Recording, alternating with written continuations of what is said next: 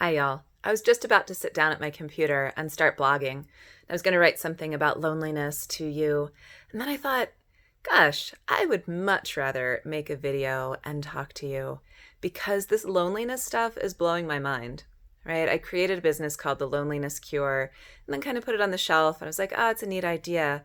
But as I come back to it, as I come back to the work around loneliness and the impacts that it has on people, I realize this is not just kind of a nice idea for an interesting business, for something that's going to make me money.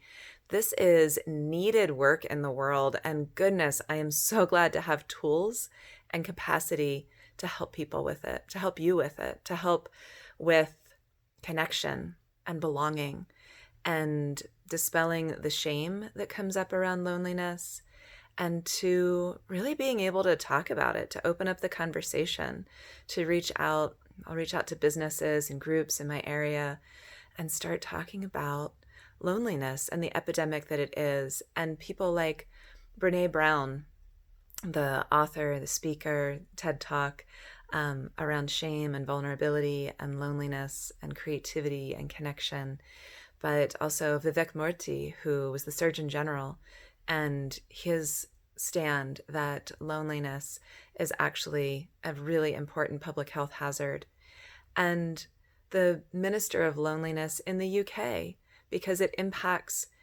the bottom line of the country, of businesses, of people. Loneliness has so many impacts and so many different levels. And it's not a failure of you as a discrete human being. It doesn't mean that you're a loser or that nobody likes you or anything like that. And there are skills. There are skills that you can learn. There are skills that I can teach. There are skills that I'm still learning. Oh boy, skills that I'm still learning. But I love to pass along and share what I'm learning, what I know. And so I work with you around touch in your own body, noticing what you want, asking for it, trusting yourself. I work with you around listening and around speaking. I listen to you with so much curiosity and so much listening underneath the stories or the problems or the situation that's here right now, for the gold, for the commitment, for who you are, and for the big human you are in the world and what you're here to do, including have connection with other human beings, because we are all here for that. And so, but to whatever degree that you want, right? It doesn't mean you need 1,000 friends. One or two really close ones, that works.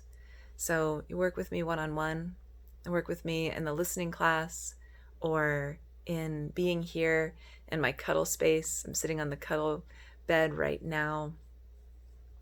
And you just get to come in and practice touch and consent and being held and a feeling of belonging and being loved just as you are. Or come into the group events that I host, some of them around cuddling and touch and consent, some of them around other things like the wheel of consent, or loneliness, or attachment, or trauma. I speak about a variety of different topics, all of them related to you coming home, to being in your own skin, to feeling safe there, to living the world of you. You are the best person to live your life. You are the only one qualified to do it. And I love you right where you are. And I look forward to meeting you.